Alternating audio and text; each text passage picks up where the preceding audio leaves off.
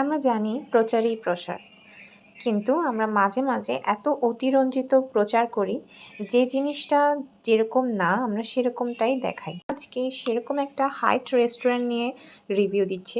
এটা একান্তই আমার ব্যক্তিগত একটা মতামত। আমার সাথে অনেকে ডিসএগ্রিও করতে পারেন, এগ্রিও করতে পারেন।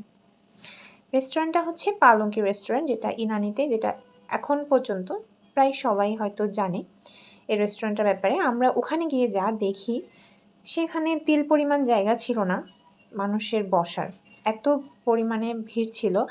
আর সেখানে ফরেনাররা থেকে শুরু করে লোকাল সবাই ছিল, কিন্তু সেই তুলনায় আশেপাশের কোনো রেস্টুরেন্টে আমি কোনো মানুষজন দেখতে পাইনি। এই রেস্টুরেন্টটাতে আমার সবচেয়ে বেশি যেটা বিরক্ত লাগে সেটা হচ্ছে এখানে খাবারের প্রাইস অনেক বেশি হাই, কিন্তু হ্যাঁ, খাবারের ভর্তা ভাজি সবই বেশ ভালো ছিল, কিন্তু দামের তুলনায় পরিমাণটা আমার কাছে খুব কম মনে হয়েছে। ভেটকি পাতার আমরা যেটা অর্ডার করি সেটা ফয়েল পেপার দিয়ে যেহেতু মোড়ানো, সেটা দেখতে অনেক বড় মনে হলেও ভিতরে ভেটকি মাছটা একদমই ছোট ছিল। দুইজনে ভাগ করেও যদি খেতে চায় তাহলে অবশ্যই খেতে পারবে না।